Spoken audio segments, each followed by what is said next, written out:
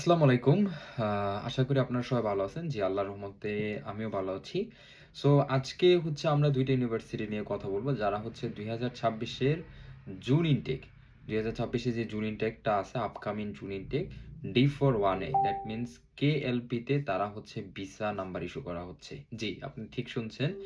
২০২৬ এর জুন ইনটেকে ২ টা university কেএলপিতে visa number issue করবে এবং ২ টা বুসান অবস্থিত। ২ টা ইউনিভার্সিটির নাম কিয়াংসাং ইউনিভার্সিটি এবং সেকেন্ড ইউনিভার্সিটির নাম Busan University of Foreign studies. So এই ২ টা ইউনিভার্সিটি ২০২৬ এর জুন ইনটেকে তারা ভিসা নাম্বার ইস্যু করা হবে। তো আমি ইউনিভার্সিটি ২ টা একটু ডিটেইলস বলে দেই, যারা অ্যাপ্লিকেশন করতে ইন্টারেস্টেড থাকবেন তাদের জন্য যেন ইজি হয়। এবং এই ইউনিভার্সিটিটা মূলত কিন্তু তাদের জন্য যাদের আইএলটিএস নাই, বাট চলে যেতে চাচ্ছেন। রিসেন্ট ইন্টার কমপ্লিট হইছে। সো তাদের জন্য এটা বেস্ট, হ্যাঁ? সো অ্যাপ্লিকেশন ফি ৬০,০০০ ওন, এবং tuition fee ৪৮ lakh won Gyeongsang ইউনিভার্সিটির ক্ষেত্রে। এবং Busan University of Foreign Studies এর অ্যাপ্লিকেশন ফি ৫০,০০০ ওন এবং tuition fee ৫২ lakh won, Korean won.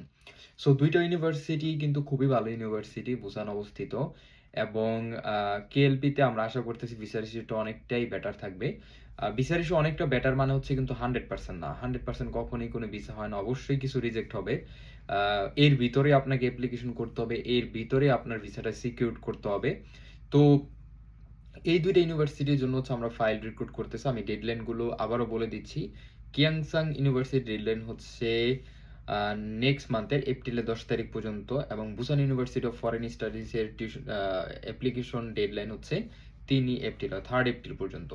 So যারাই কেএলপিতে অ্যাপ্লিকেশন করতে যাচ্ছেন উইথআউট আইএলটিএস এর রিসেন্ট ইন্টার কমপ্লিট করছেন, সো তাদের জন্য কিন্তু এই ২ টা ইউনিভার্সিটি বেস্ট।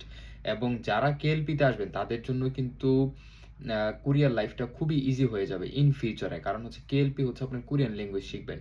সো যখন আপনারা 6 মান্থ কিংবা আ অলমোস্ট 1 ইয়ার যখন আপনার কোরিয়ান ল্যাঙ্গুয়েজটা শিখবেন, আপনার কিন্তু অটোই একটা লেভেল ইমপ্রুভ হয়ে যাবে। যেই লেভেলটা আপনি ইংলিশ ট্র্যাকে ৪ বছর পড়াশোনা করেও এই লেভেলটা আসা পসিবল না, যদি অ্যাপ্লিকেন্টের সাইড থেকে এই এফোর্টটা না থাকে।